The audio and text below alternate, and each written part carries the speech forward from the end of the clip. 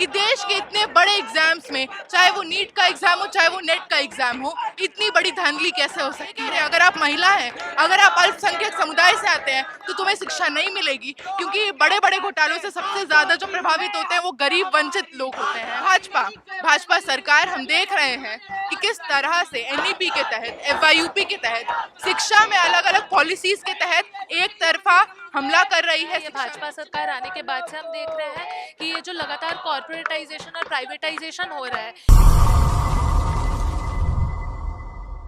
तो आप ये देख सकते हैं किस तरह से ये पोस्टर लगा हुआ है और इस पर स्पष्ट लिखा गया है कि ये इंडिया अगेंस्ट एनटीए, जो इंडिया है उनके अगेंस्ट एनटीए है। और यहाँ पे आप देख सकते हैं ये धर्मेंद्र प्रधान जी के खिलाफ ये जो चीज़ें लगी हुई हैं और स्क्रैप जो जिसके साथ मतलब ये एनटीए साहब जो जिसने किया है।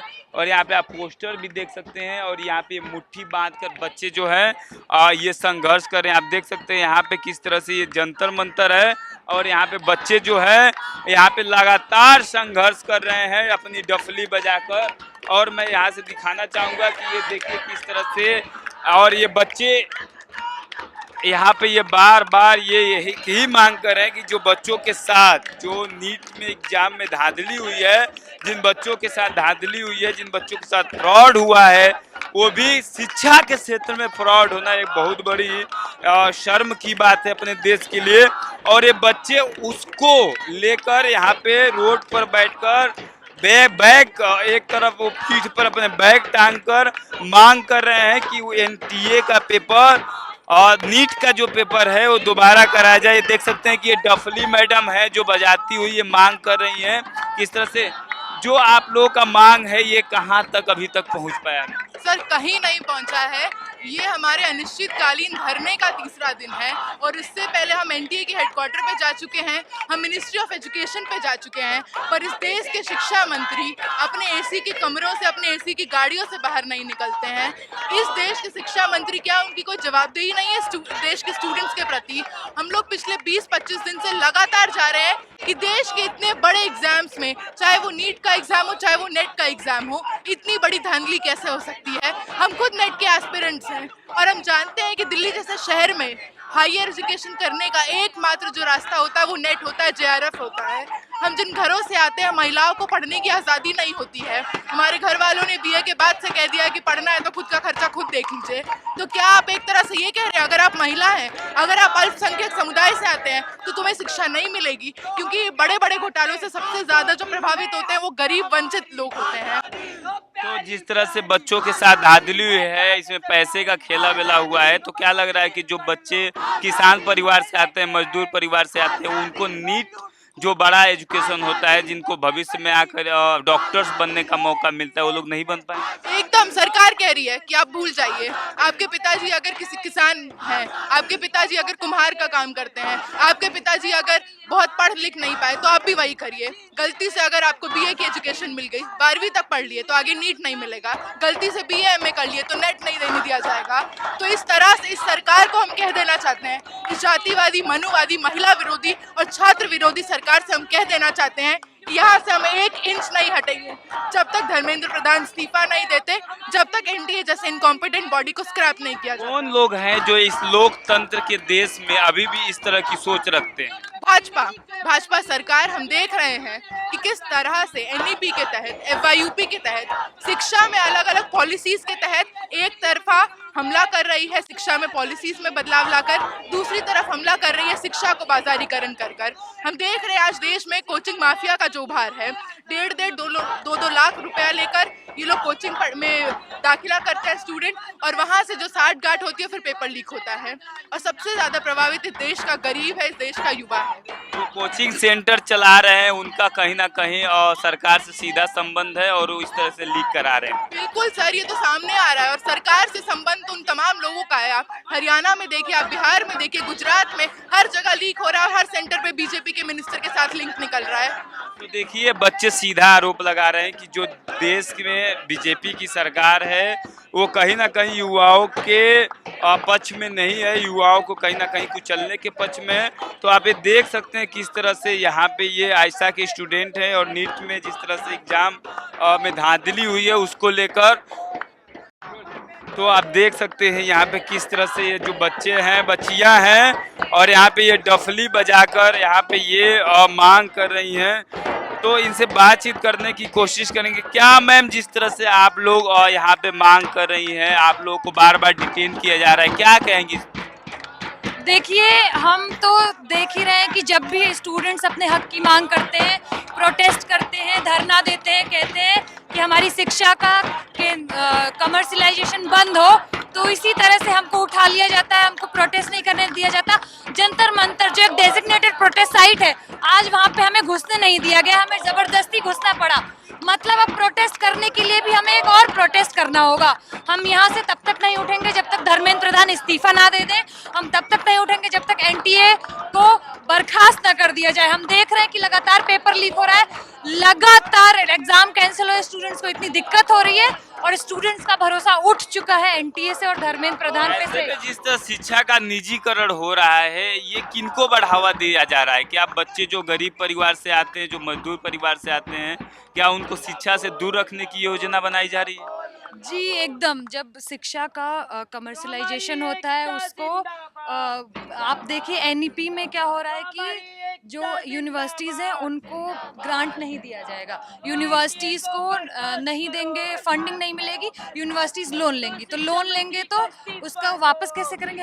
हमारी फीस बढ़ा करके। और जब फीस ज़्यादा होगी तो कौन लोग पढ़ पाएंगे? जो लोग अमीर के बच्चे हैं, गरीब लोग नहीं पढ़ पाएंगे, जेएनयू जैसे संस्थानों में नहीं पढ़ पाएंगे, जामिया जैसे संस्थानों में नहीं पढ़ पाएंगे। और स्टूडेंट्स जब गरीब लोग पढ़ते हैं तो वो अपने हक की मांग करते हैं और जो सरकार नहीं देना चाहती है। हमारा एजुकेशन हक है, हमारा जॉब्स हक है, हमें जॉब नहीं मिल रही है, हम पढ़ लेंगे तो हम जॉब्स मांगेंगे। तो वो नहीं चाहते हैं कि इस तरह से हो, वो चाहते हैं कि हम लोग अनपढ़ रह जाएं और सिर्फ ये धर्म की राजनीति करे। ये धर्म की राजनीति करते हैं। सरकार पहले इस शिक्षा से दूर कर देना चाहती है कि लोग अपने अधिकार न मांग सके। जी जी एकदम एकदम। तो देखिए बच्चे जो है यहाँ पे प्रदर्शन करते में ये निकल कर आ रही है कि सरकार शिक्षा से इसीलिए दूर कर रही है कि बच्चे अपने अधिकार न मांग सके। ऐसे में आप लोग ये आयशा की स्टूडेंट हैं और आप लोग नीट में जिस तरह से स्कैम हुआ है, धांधली हुई है, उसको लेकर आप लोग बार बार मांग कर रही हैं कि री एग्जाम हो, मतलब दोबारा एग्जाम हो। सुप्रीम कोर्ट 1563 बच्चों का री एग्जाम करा दिया है, फिर भी आप लोग सड़क से लेकर संसद भवन का घेराव कर रहे हैं, क्या कहेंगे? देखिए मामला ये नहीं है कि कितने कम बच्चों का एग्ज़ाम लिया जाए। जो धांधली हुई है वो सारे बच्चों के साथ हुई है, जो सारे बच्चों ने नीट का एग्ज़ाम दिया है या फिर जो बच्चे ऐसे सेंट्रलाइज और भी एग्ज़ाम्स दे रहे हैं जैसे नेट हो गया, सीयूईटी हो गया, जिनमें लगातार हम देख रहे हैं पेपर लीक होते हुए। अभी कुछ बच्चों का अगर रीटेस्ट करवाए तो बाकी जो बच्चों ने एग्ज़ाम दिया है उनके भविष्य का क्या? इस वजह से ये एक स्ट्रक्चरल जो प्रॉब्लम है, हम उसको एड्रेस करने के मांग से आए हैं इधर। तो मतलब कुछ बच्चों का एग्ज़ाम लेकर जो रिस्पॉन्सिबिलिटी एनटीए के ऊपर आता है या फिर शिक्षा मिनिस्ट्री ऑफ एजुकेशन के ऊपर आता है, वो ख़त्म नहीं हो जाता। इस वजह से हम इधर हैं और तब तक रहेंगे जब तक हमारी मांगी पूरी जिस ना हो तरह जाए। से 24 लाख बच्चों का एक साथ एग्जाम करा के कुछ बच्चों को ग्रेस मार्क्स देकर धांधली करके पहले पेपर वो मार्कशीट देकर 720 में 67 बच्चों का 720 नंबर देकर, और उसी तरह से क्या सुप्रीम कोर्ट का भी जो फैसला आया है, कुछ ही बच्चों को री एग्जाम कराया गया, तो क्या हमेशा बच्चों के साथ ही भेदभाव हो रहा है? जी बिल्कुल, हम देखते हैं कि शिक्षा में बहुत दिनों से ये चल रहा है। ये भाजपा सरकार आने के बाद से हम देख रहे हैं कि ये जो लगातार कॉर्पोरेटाइजेशन और प्राइवेटाइजेशन हो रहा है, इससे तो पहले तौर पे जो पिछड़े तबके से बच्चे आते हैं वो पीछे पड़ जाते हैं इस एजुकेशन इकोसिस्टम में। तो मतलब हम देख ही रहे हैं कि ये मतलब डिवीज़न हो ही रहा है बच्चों के साथ। कुछ बच्चों को रीटेस्ट दे करके ये जो हाथ धो रहे हैं अपने रिस्पॉन्सिबिलिटी से, ये नहीं हो सकता। देखिए यहाँ पे चीजें हैं मैम, जिस तरह से ये जो भाजपा सरकार है, जिस तरह से पूरे देश में सिर्फ इसको डिवाइड करने का बात किया जाए तो सिर्फ आपस में लड़ाने का रूल चला आ रहा है। जैसे वो पहले चुनाव को लेकर हिंदू मुस्लिम करती थी, अब युवाओं में भी लड़ा रही है। कुछ बच्चों का री एग्जाम भी करा दी, कुछ बच्चों को ऐसे रोड पे छोड़ दी आंदोलन करने के लिए। क्या कहेंगे इस पर? देखिए, पहले तो कॉन्सेप्ट क्लियर करते हैं कि जो री एग्जाम वाला चीज है, ये एक्चुअली ये भी गलत ही है। री एग्जाम जो हो रहा है, कुछ ही बच्चों का है कि जो कि पार हो गए हैं। कुछ लोग 720 फुल मार्क है, 60 समथिंग पीपल जो कि 720 फुल मार्क रखे हैं। ये तो मतलब पिछले साल के 2-3 सालों को हम देखें तो ये नहीं हुआ है। हिस्ट्री में ही 2 लोग 3 लोग ऐसे हैं कि जो कि फुल मार्क पाए हैं, ठीक है। बट इस बार ये हुआ, यहाँ पे 60 समथिंग बच्चे ऐसे हैं जो कि 720 मार्क रखे हैं। ये तो इम्पॉसिबल है। 2 साल 3 साल पहले 3 ही लोग 4 ही लोग पार हुए हैं जो कि फुल मार्क रख पाए हैं। और ऐसा इसमें क्या ही हो गया कि इतने लोग रख लिए। देखिए, इन बच्चों का साफ साफ कहना है कि जो विगत और पहले जो 1 साल 2 साल यानी बात किया जाए तो ये जो 21, 22 और 23 का जो समय था उसमें मात्र 720 नंबर 2-3 बच्चों का आता था। लेकिन ऐसा क्या हुआ 2024 में कि इस बार 67 बच्चों का 720 मार्क्स आते हैं, फुल मार्क्स आ जाते हैं। तो इन बच्चों का ये भी आरोप है कि इतनी बड़ी एजुकेशन में इतनी बड़ी उपलब्धि एकाएक आना एक बहुत बड़ी बात है।